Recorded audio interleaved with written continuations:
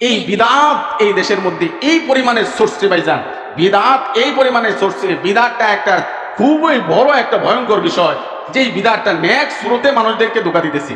বিদআতটা নেক সুরতে মানুষদেরকে ধোঁকা দিতেছে। কিরকম ধোঁকা দিতেছে ভাইজান?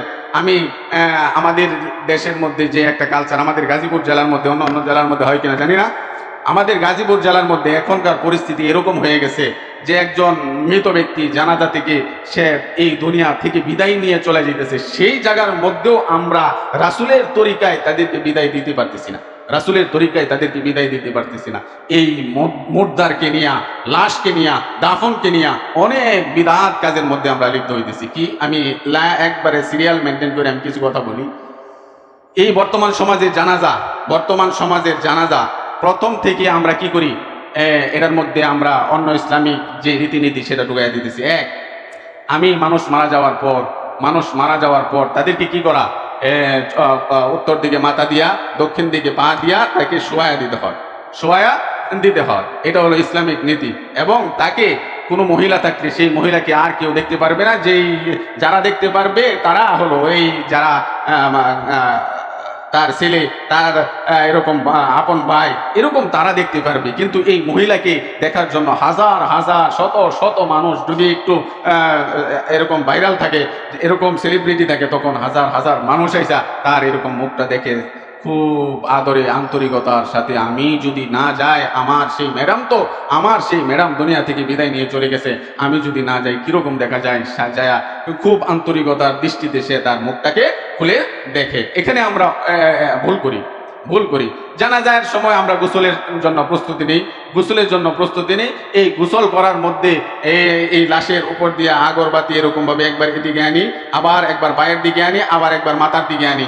এই লাশটাকে আমরা পবিত্র করার চেষ্টা করি। এরপর আমি গোসলের জন্য তাকে ব্যবহার করি। গোসল করার মধ্যেও এরকম না জানা অনেক কিছু ঘটে, আমি সেদিকে যাব না। এই লাশটাকে গোসল করানোর পর তাড়াতাড়ি তাকে লাশটাকে দাফন করা হয়। দাফন করা এটা হলো ইসলামিক রীতি। কিন্তু আমি এই লাশটাকে যদি বেশিক্ষণ রেখে পারিবারিকভাবে এটাকে বেশিক্ষণ রাখার ঘোষণা দিই, যে অমুক জায়গা থেকে মানুষ আসতেছে, অনেক মানুষ আসবে, আর আমার এই বাড়িতে তারা উপস্থিত হবে, আমার এলাকার মধ্যে সুনাম ছড়ে যাবে, তখন এই লাশটাকে 3-4 দিন আমরা রেখে দিই। আরেক ভুল করি, শেষ পর্যন্ত এই জানাজা আমরা মাঠে নিয়ে যাওয়ার পরে আমরা কি করি, এমন এক আয়োজন এখন শুরু হয়ে গেছে যে এলাকার নেতা বেতা যা আছে সব এই জানাজার মধ্যে উপস্থিত হইয়া একজন উলামায়ে কেরাম সুযোগ পায় না এই জানাজার মধ্যে একটু নসিহত করার। এই 2 ঘন্টা 2.5 ঘন্টা পর্যন্ত নেতারা কথা বলতে থাকে। উলামায়ে কেরাম নিঃস্ব এবং এরকম ভাবে নিঃসঙ্গ অবস্থায় সেই জানাজার মধ্যে দাঁড়িয়ে থাকে, তাদেরকে কথা বলার সুযোগ দেওয়া হয় না। আমি ইদানিং অনেকটি জানাজার মধ্যে গেছি, এর মধ্যে 3টা জানাজা এরকম পাইছি, হুজুর উলামায়ে কেরাম এখানে দাঁড়ায় রয়েছে, লাশের সামনে দাঁড়ায় রয়েছে, তারাও আশা রাখে যে আমাদেরকে তো দিবেই কিছু কথা নসিহত করার জন্য।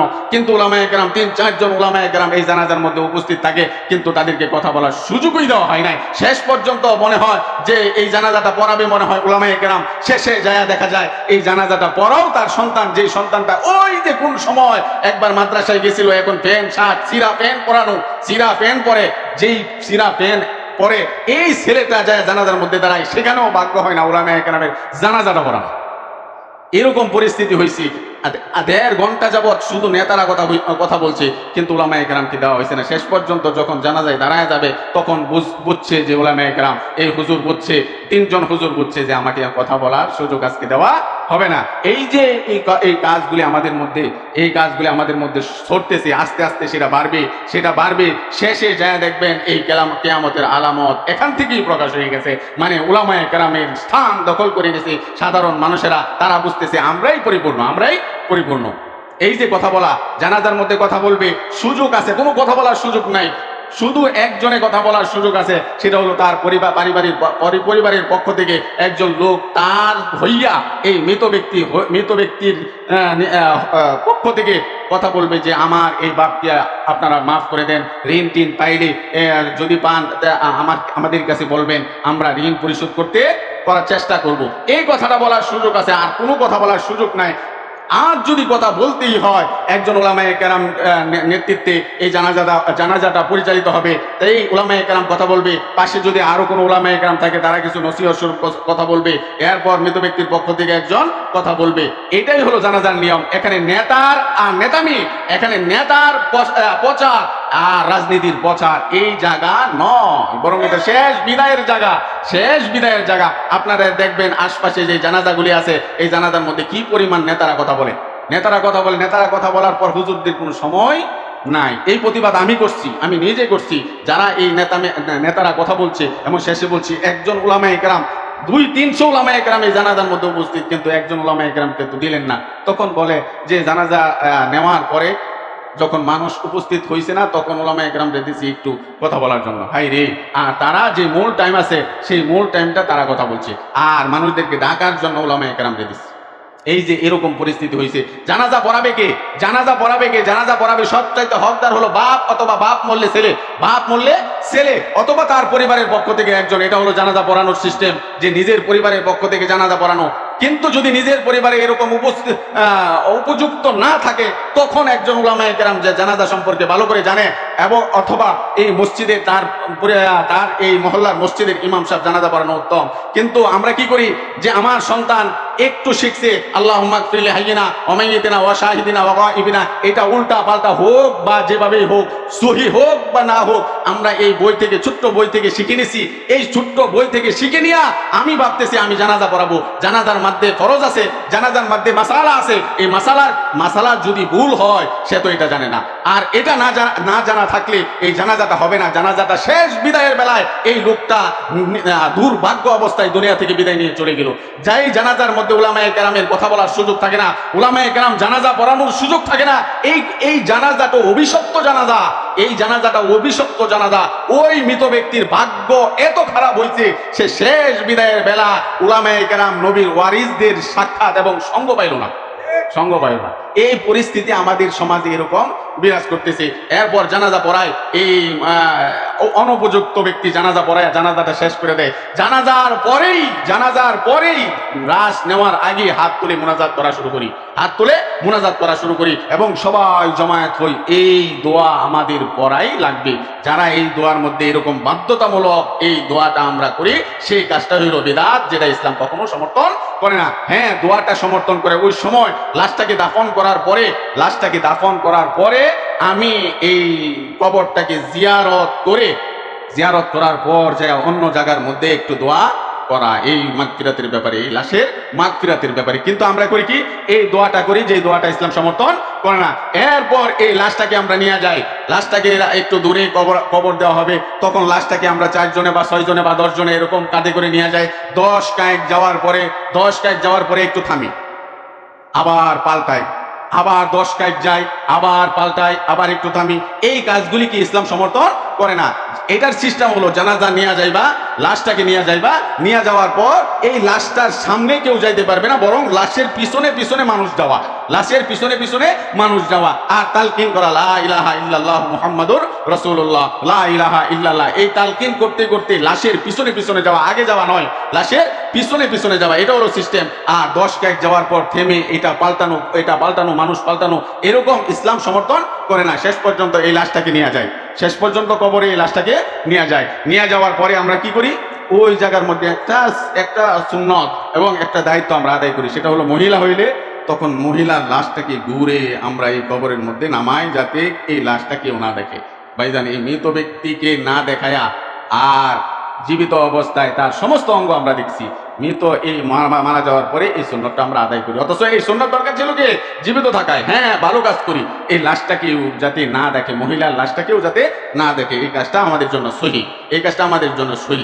শেষে আমরা কি করি, লাশটা নামানোর আগেই আমি এলান করে দেই, প্রথম কোপ, এই কবরের প্রথম কোপের মাটিটা কোথায়, যেই কোপটা প্রথম দেওয়া হয়েছে এই মাটিটা কোথায়, এই মাটি খোঁজা শুরু করি। মানে এই মাটিটা তার মাথার দিকে দেওয়া হবে, মাথার মধ্যে এই মাথা বালিশ হিসাবে দিয়ে দেওয়া হবে, সেই কাজটা হলো বিদআত। যে প্রথম কূপের এই কবরের প্রথম কূপের মাটিটা রেখে দিয়ে লাশের মাথার নিচে দিয়ে দেওয়া, পিঠের নিচে দিয়ে দেওয়া, সেটা হলো কি বিদআত।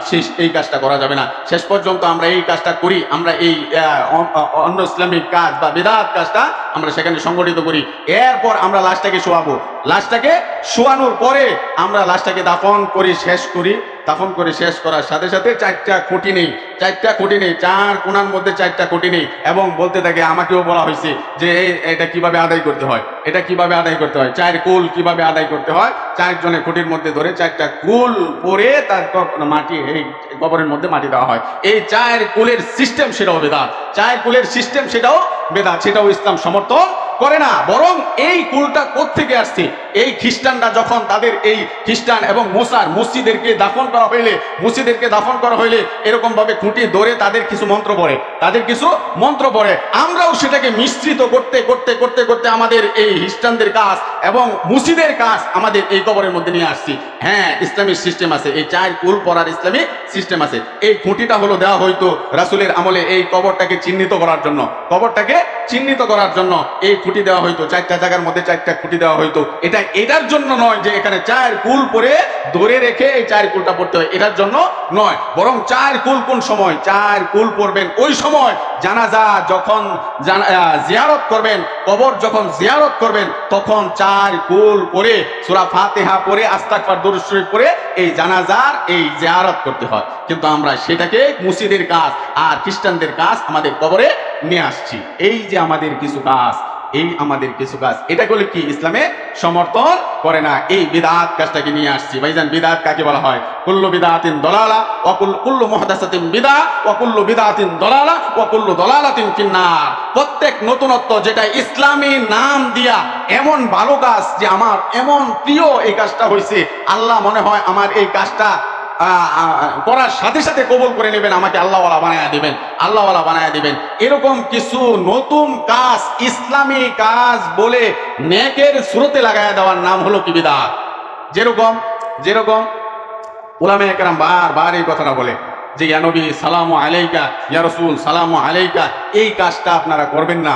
এই কাজটা যদি দূরটা পড়তেই হয়, আপনারা এরকম ভাবে সবাই মজমা করে এরকম ভাবে সুরে এবং আয়োজন করে এটা বলার দরকার নাই। বরং আসসালাতু ওয়াসসালামু আলাইকা ইয়া রাসূলুল্লাহ ওয়াসসালাতু ওয়াসসালামু আলাইকা ইয়া হাবিবাল্লাহ, এই দূরটা আপনারা এরকম ভাবে করবেন। দুরূদ যদি নামাজের মধ্যে যদি লেহানে জলি হয়ে যায়, মানে ভুল হয়ে যায়, শব্দগত ভুল হয়ে যায়, এই কাজটা যদি কোনো আরবি অথবা কোনো দোয়া অথবা কেরাতের মধ্যে হয়ে যায়, নামাজটা বাতিল। নামাজের মধ্যে যে দুরূদটা আপনারা পড়েন, এই দুরূদটা যদি কেরাতের মধ্যে ভুল হয়ে যায়, মানে হরফগত ভুল হয়ে যায়, এরকম গুন্নাগত ভুল হয়ে যায়, এই গুন্না এবং কেরাতগত ভুল হওয়ার কারণে আপনার এই 4 রাকাত নামাজই বাতিল।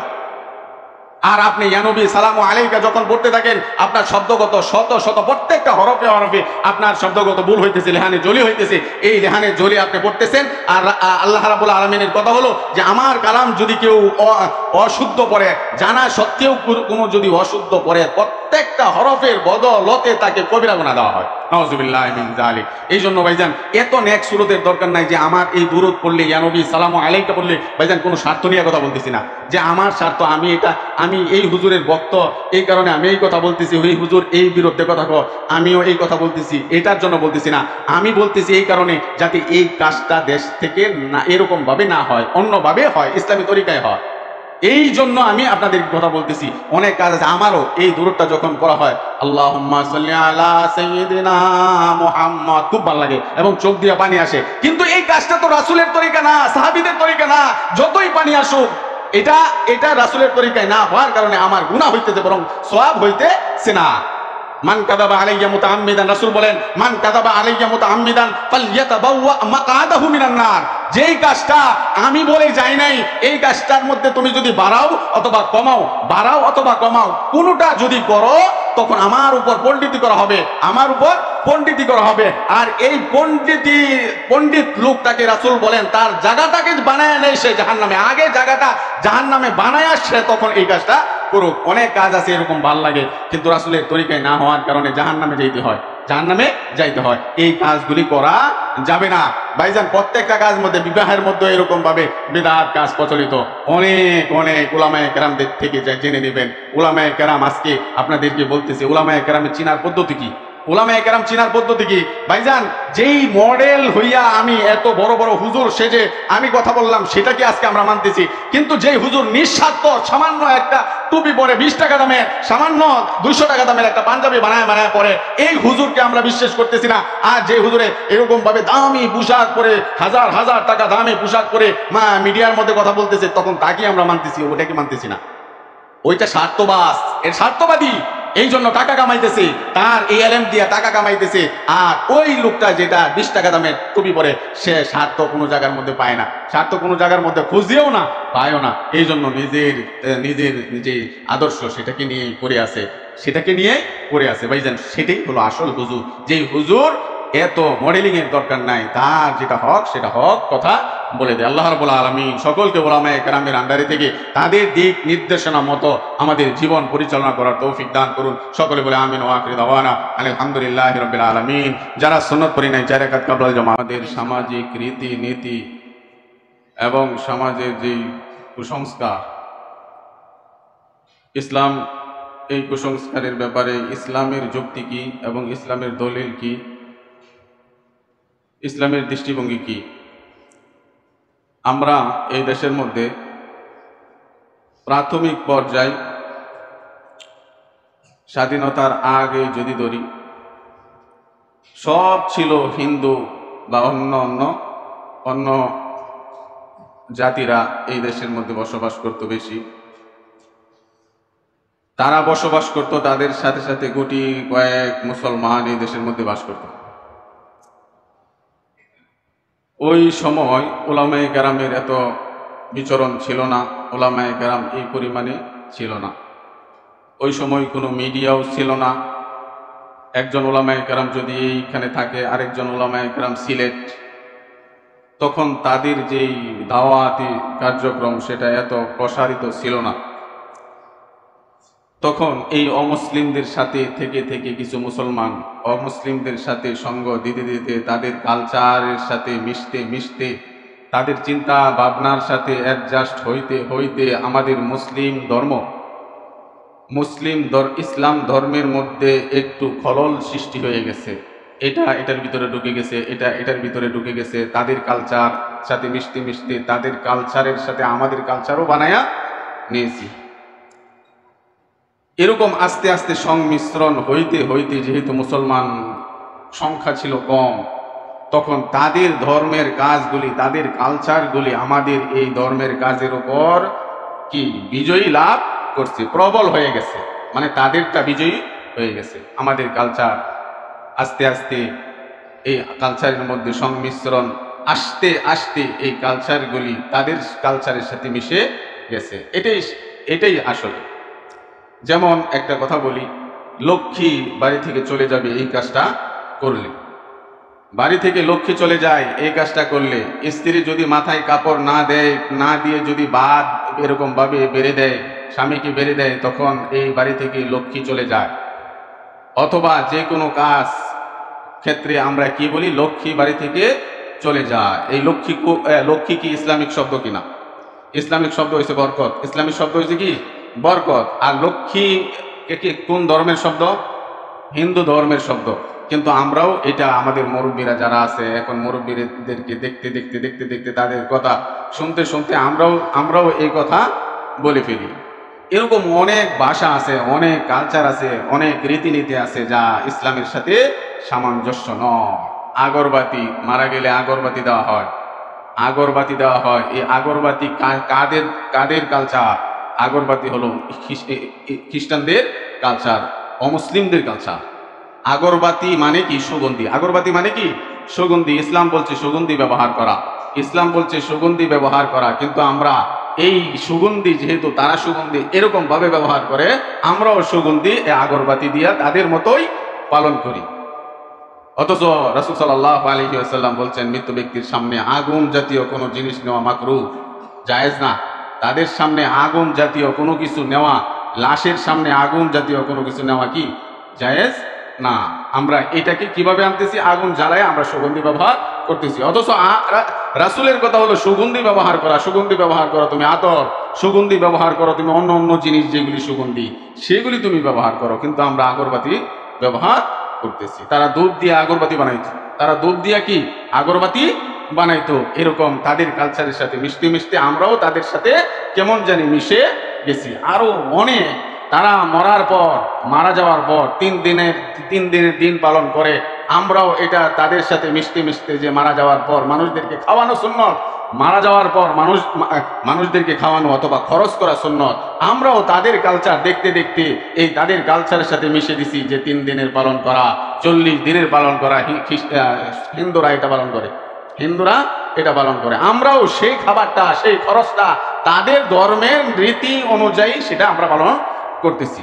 এই যে দেখেন, এই খ্রিস্টান হিন্দুদের সাথে থাকতে থাকতে তাদের কালচার আমাদের কালচারের সাথে মিশে আমরাও আমাদের কালচার বানিয়ে ফেলছি। এই যে জিনিসগুলি, এই জিনিসগুলি হলো আমাদের জন্য একটা কুসংস্কার, বিদআত, কুসংস্কার, বিদআত। আল্লাহ রাব্বুল আলামিন এই ধর্মকে পরিপূর্ণ করে দিচ্ছেন, কিন্তু আমাদের ধর্মের রিসার্চের কারণে এবং ধর্মের সম্পর্কে গবেষণা এবং মেহনত না থাকার কারণে আমরা এই ধর্ম থেকে উপকৃত হইতে পারতেছি না। অথচ আল্লাহ রাব্বুল আলামিন এই ধর্মকে কমপ্লিট ধর্ম হিসেবে আমাদেরকে দান করছেন, আমাদেরকে দান করছেন পরিপূর্ণ ধর্ম হিসেবে। এটার মধ্যে এমন কোনো জিনিস নাই যেটার ফয়সালা পাওয়া যাবে না, এটার মধ্যে মানুষের জীবন চলার পথে এমন কোনো কানুন নাই যে এটার মধ্যে পাওয়া যাবে না, এমন কোনো কথা নাই এটার মধ্যে পাওয়া যাবে না, আমাদের এমন কোনো সফলতার কথা নাই যে এটার মধ্যে পাওয়া যাবে না। এই জন্য আল্লাহ রাব্বুল আলামিন বিদায় হজে রাসূল সাল্লাল্লাহু আলাইহি ওয়াসাল্লামের উপর নাজিল করলেন আয়াতটা, আল-ইয়াওমা আকমালতু লাকুম দীনাকুম ওয়া আতমামতু আলাইকুম নি'মাতি, আল-ইয়াওমা আকমালতু লাকুম দীনাকুম ওয়া আতমামতু আলাইকুম নি'মাতি ওয়া রাদিতু লাকুমুল ইসলাম দীনা। আমি ইসলামকে পরিপূর্ণ একটা ধর্ম রূপে আমি দুনিয়াতে প্রেরণ করেছি, আপনার হাতে সমর্পণ করেছি ইসলামকে পরিপূর্ণ ধর্ম রূপে। ওয়া রাদিতু লাকুমুল ইসলাম দীনা, এবং দিনকে, এই ধর্মকে একমাত্র আমার প্রিয় ধর্ম, আমার মনোনীত ধর্ম আমি ঘোষণা করেছি। ইসলাম ছাড়া অন্য কোনো ধর্ম আল্লাহর কাছে গ্রহণীয় নয়, বরং সেটা ধর্মই নয়, বরং সেটা একটা ফিরকা, সেটা একটা কি ফিরকা। ইসলাম ছাড়া অন্য কোনো ধর্মের নামে যেগুলি আছে এগুলি কোনো ধর্ম হতে পারে না। ধর্ম একটাই, সেটা হলো কি ইসলাম। ধর্ম একটাই, সেটা হলো কি ইসলাম। এটা আল্লাহ রাব্বুল আলামিনের কথা, ইন্না দীনা ইনদাল্লাহিল ইসলাম। দিন হিসাবে, ধর্ম হিসাবে একটাই, সেটা হলো ইসলাম ধর্ম, সেটা হলো এক ইসলাম ধর্ম। আর এই ইসলাম ধর্মকে আমি পরিপূর্ণ করে দিয়েছি, কোনো কমতি রাখিনি। এখন যদি আমরা বলি যে আমি ইসলাম ধর্ম শিখলাম, কোরআন হাদিস শিখলাম, তখন আমি বাংলা পড়লাম না, ইংরেজি পড়লাম না, আমি আনকমপ্লিট। হুজুরদেরকে বলা হয় আনকমপ্লিট লোক, মানে তারা পরিপূর্ণ শিক্ষা অর্জন করে নাই, পরিপূর্ণ একজন মানব, পরিপূর্ণ একজন পরিপূর্ণ শিক্ষিত হতে পারে নাই। এই কথা যদি ইসলাম ওয়ালাদের সম্পর্কে মানুষের মন্তব্য থাকে, এটাও ঠিক হবে না, এটাও ঠিক হবে না।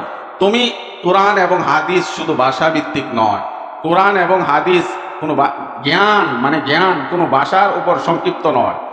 আমি ভাষা শিখে ফেললাম, আমি এই ধর্মে এই বিষয়ে শিক্ষিত হয়ে গেলাম, সেটা নয়। আমি ইংরেজিতে কথা বলতে পারি, আমি ইংরেজিতে কথা বলতে পারি, এই জন্য আমি অনেক শিক্ষিত হয়ে গেলাম, সেটা দালালত করে না, প্রমাণ করে না। আমি আরবি দিয়া কথা বলতে পারি, আরবি দিয়া কথা বলতে পারি, এই জন্য আমি ইসলামের দার্শনিক হয়ে গেলাম, সেটা প্রমাণিত নয়। আপনারা দেখবেন যারা ভাষা কোর্স 3 মাস ব্যাপী, 1 মাস ব্যাপী ভাষা কোর্স ব্যবহার করে, কেউ আরবি, কেউ ইংরেজি, কেউ এরকম বাংলা, যারা ইংরেজিতে ওই সময় 3 মাসে ইংরেজি শিখে তারা অনর্গল ইংরেজিতে কথা বলতে পারে, এই জন্য সে শিক্ষিত। অনেক আছে 5 পাস এরকম ভাবে তারা কি করে, এই কোর্সে ভর্তি হয়, 3 মাসে সে ইংরেজি বলতে পারে, 3 মাসে সে আরবি বলতে পারে, এই জন্য সে শিক্ষিত নয়। একজন শিক্ষিত কি? শিক্ষিত হলো তার রীতিনীতি সম্পর্কে জ্ঞান থাকা, ধারণা থাকা, আমার জীবন চলার পথটা কিভাবে হবে, কি সিস্টেমে হবে, সেটার জ্ঞান থাকার নাম হলো কি সে শিক্ষিত।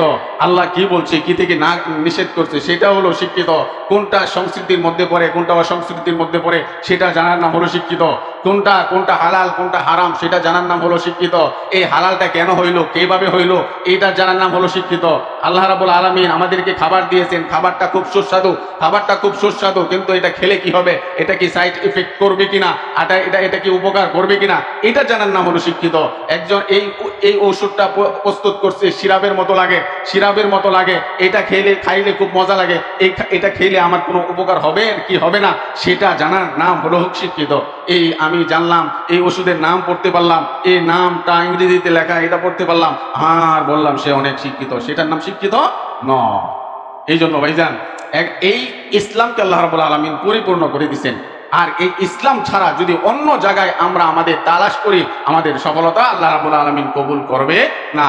অনেকেই বলি যে যারা অন্য ইসলাম মুসলমান না, মানে হিন্দু খ্রিস্টান অথবা অন্য ধর্মে আছে, যে তারাও এক সময় কি করবে, তারা জান্নাতে প্রবেশ করবে।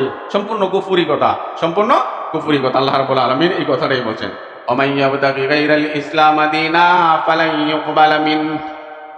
যেই ব্যক্তি ইসলাম ছাড়া অন্য ধর্মে থেকে ভালো কাজ করে, ইসলাম ছাড়া অন্য ধর্ম থেকে জ্ঞান অর্জন করে সে চলে, এই কাজটাও আল্লাহর কাছে জান্নাতের বিনিময় হইতে পারে না। তার থেকে এই কাজ গ্রহণ করা হবে না। আমি অমুসলিম হাজার টাকা মানুষদেরকে দান করতেছি, আল্লাহর কাছে জান্নাতের বিনিময় সেটা হতে পারে না, আল্লাহর রেজামন্দির বিনিময় সেটা হতে পারে না। বরং আল্লাহ রাব্বুল আলামিন, সে অমুসলিম দান করছে, আল্লাহ রাব্বুল আলামিন তাকে দুনিয়াতে যা পায়, যেই কাজটা করছে, ভালো কাজটা করছে, দুনিয়াতে আল্লাহ রাব্বুল আলামিন প্রতিদান দিয়ে দিবেন। আখিরাতে আর কোনো প্রতিদান নাই, আল্লাহ রাব্বুল আলামিন গ্রহণ করবেন না। আমি এরকম ভাবে মানুষদের সাথে ভালো আচরণ করি, একটা মুমিনের কাজ, কিন্তু কাফের হয়েও আমি ভালো আচরণ করতেছি, আল্লাহ রাব্বুল আলামিন সেটা জান্নাতের সার্টিফিকেট হতে পারে না, বরং তার দুনিয়াতে রিজিকের সার্টিফিকেট, দুনিয়াতে ভালো চলার সার্টিফিকেট সেটা হতে পারে, কিন্তু জান্নাতের সার্টিফিকেট হতে পারে না। জান্নাতে তারা যাবেই না। জান্নাত আল্লাহ রাব্বুল আলামিন নির্ধারণ করছেন, যতক্ষণ পর্যন্ত তুমি ঈমান না আনবা ততক্ষণ পর্যন্ত তোমার জান্নাত হইতে পারে না। এই জন্য অন্য ধর্মের রীতিনীতি তালাশ কইরা আমাদের ধর্মের সাথে মিশানো, সেটাও আমাদের জন্য জায়েজ না, বরং এটা আমাদের ধর্মের জন্য একটা সবচাইতে বড় একটা তুমি খারাপ কাজ করলা এবং বিকৃতি আনলা। ফালা ইউকবালা মিনহু, আল্লাহ রাব্বুল আলামিন সেটা কবুল করবেন না।